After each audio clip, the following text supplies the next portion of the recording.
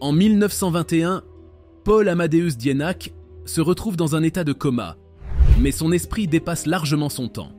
Il affirme avoir vécu en 3906 pendant 1 an, assistant à des événements susceptibles de modifier notre perception de l'avenir, tels que des guerres mondiales, une surpopulation et même la colonisation de Mars. Quand il se réveille, il écrit un journal qu'il confiera à un étudiant avant que ces révélations ne soient finalement publiées.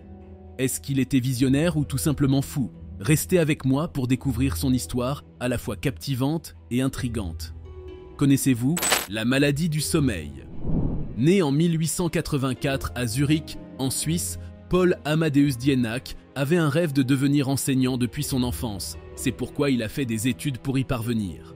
Après ses études, il est devenu enseignant d'allemand et de français. Il aimait une femme, mais elle lui a brisé le cœur en décidant de se marier avec un homme fortuné. Cette trahison lui a fait faire une grande dépression, selon certains. C'est dans état psychique qu'il a été diagnostiqué d'une maladie étrange, l'encéphalite léthargique en 1917, plus connue sous le nom de maladie du sommeil. Cette maladie a créé une petite épidémie en Europe de 1916 à 1924.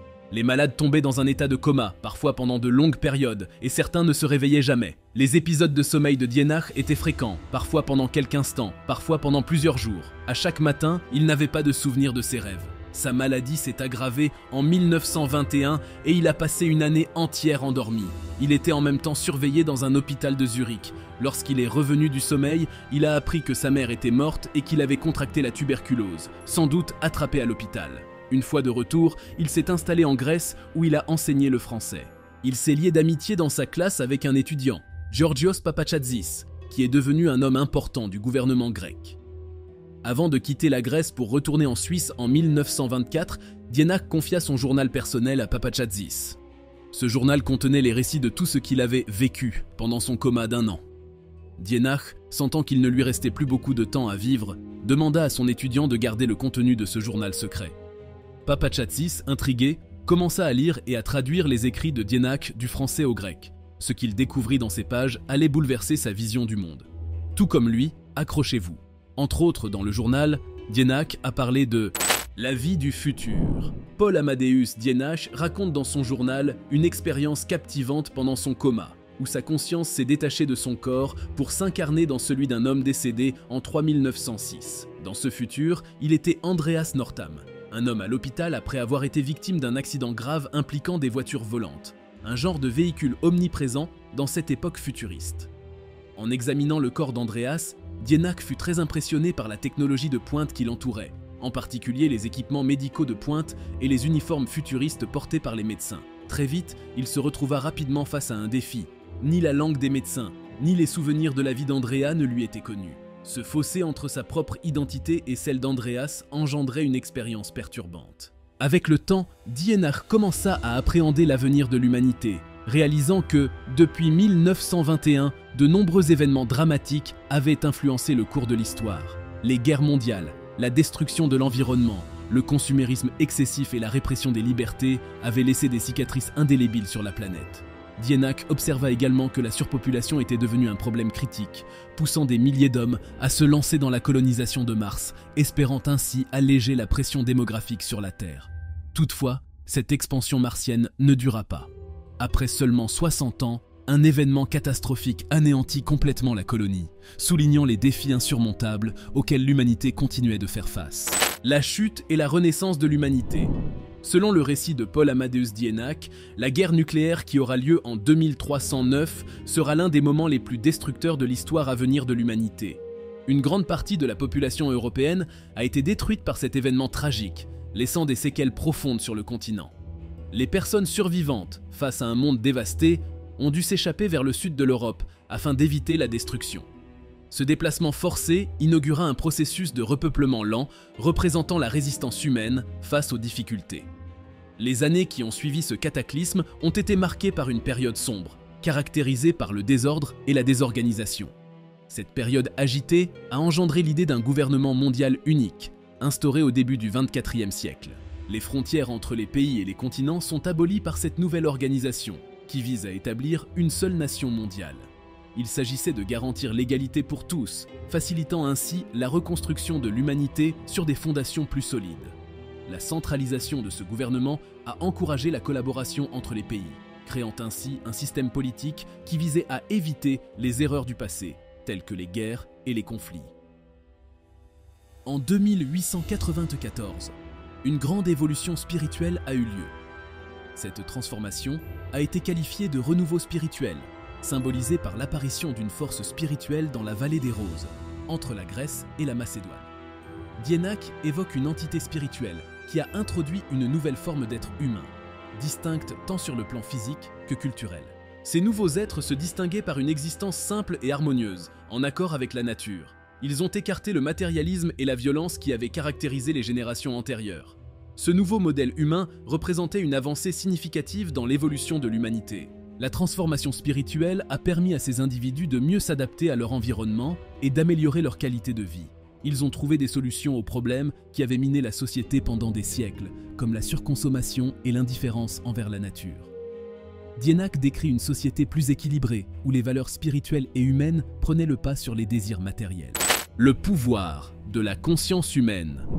En 3382, un changement significatif survint avec l'apparition d'Alex Volki, un individu qui bouleversa notre perception de la conscience humaine.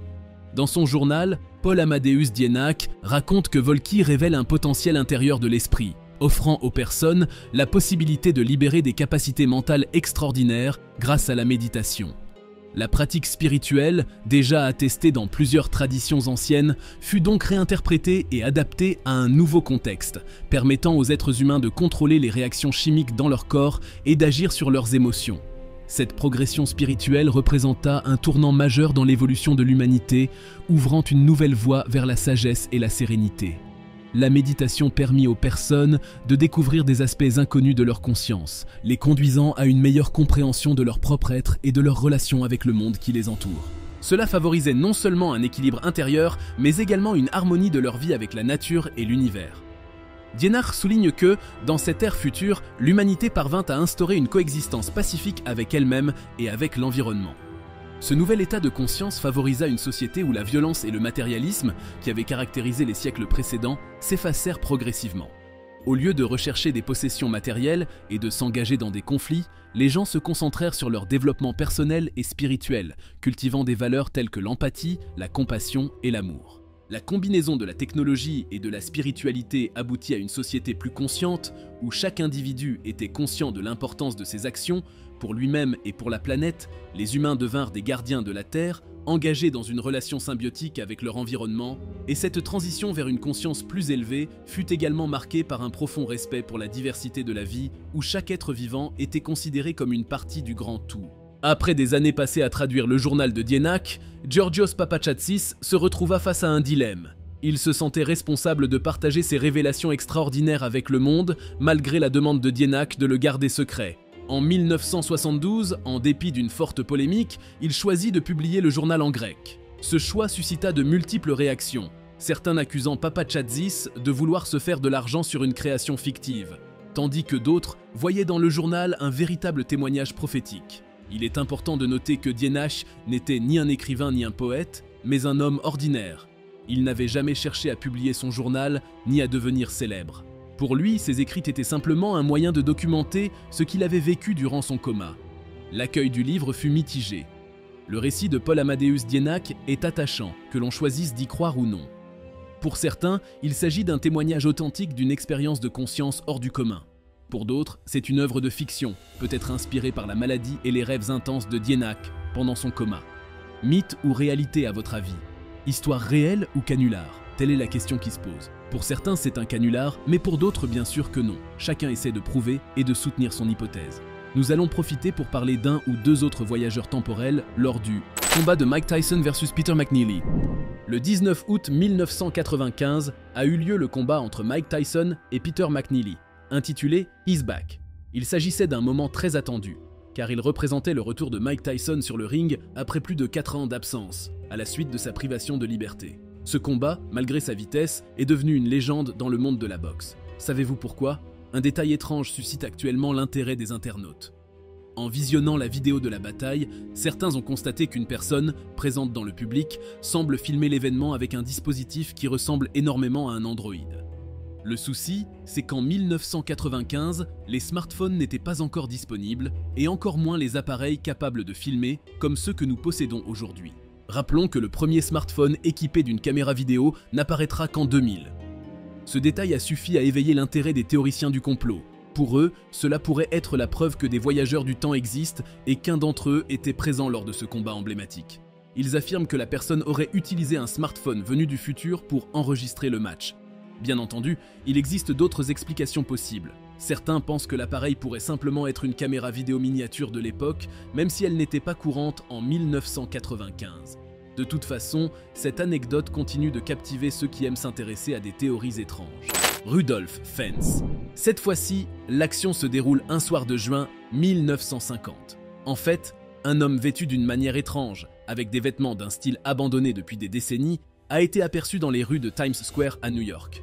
Il ne passait pas inaperçu et semblait marcher à la hâte, comme s'il n'était pas à l'aise avec tout ce qui l'entourait. Malheureusement, il a été heurté par un taxi, et il est mort sur le champ en succombant à ses blessures. Rien ne semblait normal chez cet homme. La police, qui est venue immédiatement, a évalué la scène du crime et a pris le corps pour un examen plus approfondi.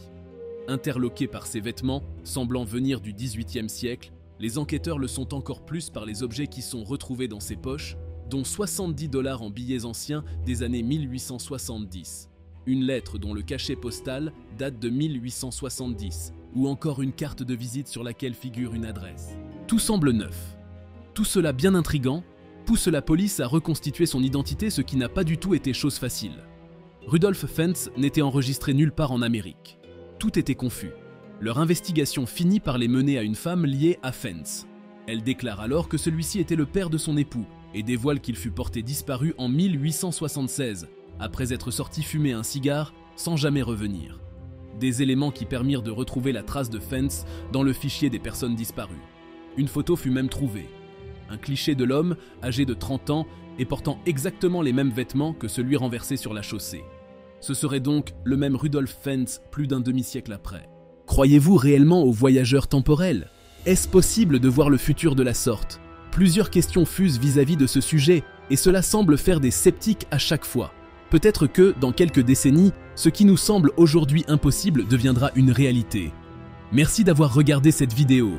Si cette exploration du futur vous a intrigué, n'oubliez pas de laisser un like, de partager vos pensées en commentaire et de vous abonner à Cultination pour découvrir d'autres récits captivants. Restez à l'écoute pour plus d'histoires enveloppantes sur des mystères de l'humanité.